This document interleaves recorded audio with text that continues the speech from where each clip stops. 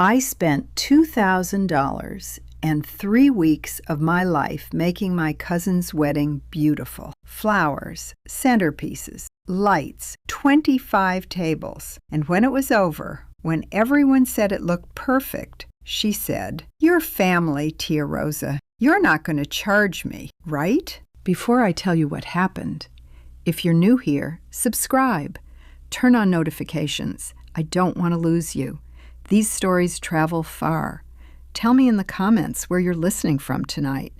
I like knowing who's sitting with me. $2,000, 3 weeks of work, and she called it a gift. A gift I never agreed to give. And what she did 6 months later, that's when I realized who she really was. But 2 years after that, she showed up at my door with interest. Laura and I weren't close, so when she called asking for help with her wedding, I was surprised. She said she didn't have money for decorations, but she knew I was creative.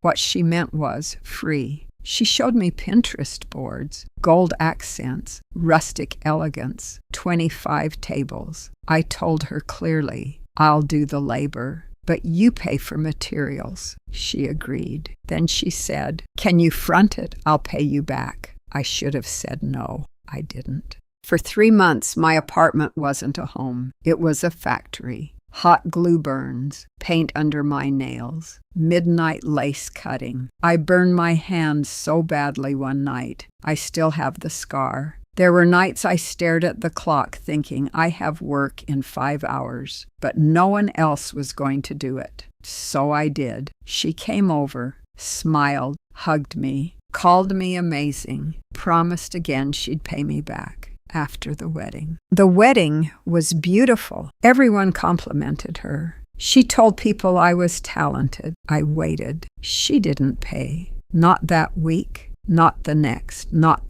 month. She asked for more time, then more time again. Then she stopped answering completely. One night, I opened Facebook. There she was, Cancun, margaritas, living our best life. New couch, new TV, fancy dinners. Every picture felt like a receipt. Living your best life with my money. When I confronted her, she said I was judging her. She said I was pressuring her. She said she'd pay when she could. 4 months had passed. 6 months after the wedding, I saw her at a family party. Music, laughter, carne asada. I walked up calmly. "When are you going to pay me?" People turned, and then she said it loud, clear. "Your family. You're not really charging me, are you?" My cousin Marta looked at her shoes. Suddenly, I wasn't owed money. I was greedy. I was selfish. She walked away, and no one defended me. No one. I stood there wondering if I was crazy.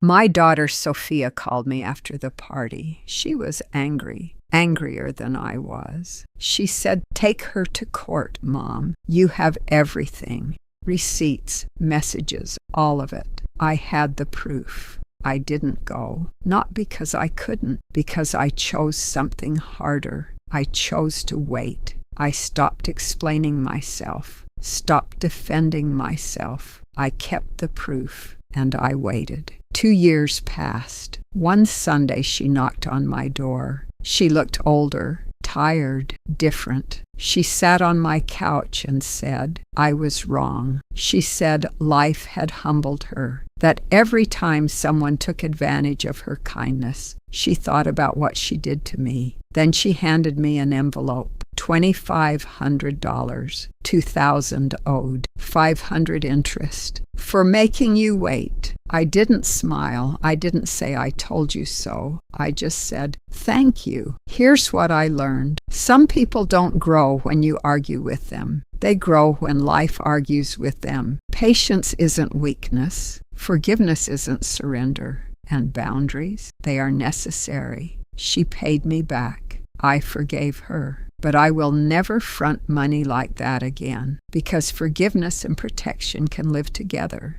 Let me ask you something. Have you ever been told you were selfish for expecting fairness? Have you ever been made the villain for asking for what was promised? Tell me your story. I read them. I respond. Subscribe if you want more stories like this. I'm Tia Rosa from Houston, Texas, and sometimes you don't have to fight. Life fights for you.